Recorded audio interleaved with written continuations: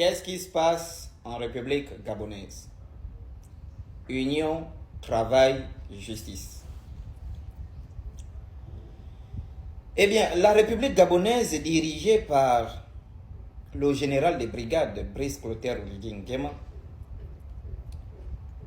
Dans cette République, il y a trop de faux pasteurs qui sèment la terreur dans toutes les villes du Gabon où il y a de l'argent. Et ce devant les autorités gabonaises qui laissent faire des pasteurs congolais, nigérians, qui rentrent dans notre pays, ils ouvrent les églises, ils colonisent les Gabonais, les plus faibles moralement et psychologiquement, notamment des femmes qui cherchent la guérison, le mariage ou les enfants. Et ces criminels de la spiritualité sèment la terreur dans le pays devant les autorités qui ne disent absolument rien. Et là, nous avons un nouveau scandale. Cette dame que vous voyez derrière moi, elle est morte.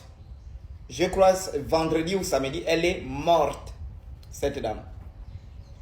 Elle souffrait d'un cancer du sein. C'est la tante de mon ami, mon frère, mon manager en même temps, Dadan Gobo, qui est à Paris, qui est un grand entrepreneur, grand champion de la République gabonaise à Paris. Sa propre tante, donc elle vit à Port-Gentil, elle a chopé le cancer du sein.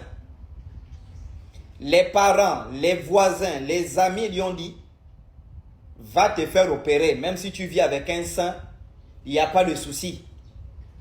Elle prie dans l'église d'un faux pasteur qu'on appelle Julius Ogoshi, qui est à Port-Gentil. Ce faux pasteur lui a dit, l'hôpital c'est pour le diable. Il faut rester, Jésus va te guérir. Et à l'heure où je vous parle, Jésus n'a pas guéri cette dame, elle est morte. Regardez, une belle femme brune, une zébi, brune, belle. Elle a perdu la vie à cause des conseils diaboliques de son pasteur qui n'a pas pu sauver 250 millions de Nigérians, mais qui est capable de sauver tout Port-Gentil au nom de Jésus-Christ.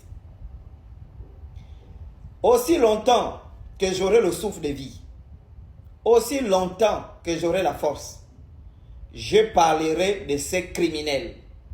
Je parlerai de ces faux pasteurs pour interpeller les populations et veiller les consciences des Africains sur ce phénomène qui perdure, détruit complètement nos sociétés africaines.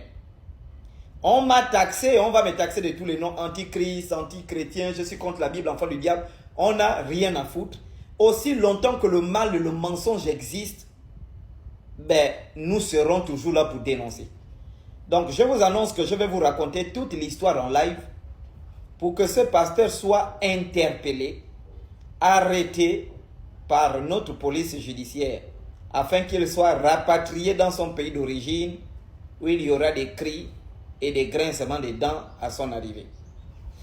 Messieurs et dames, je passe au chapitre 2, le mariage de Marcelo Tchounazi et cette salope qu'on appelle Esther Aïcha. Alors, j'arrive.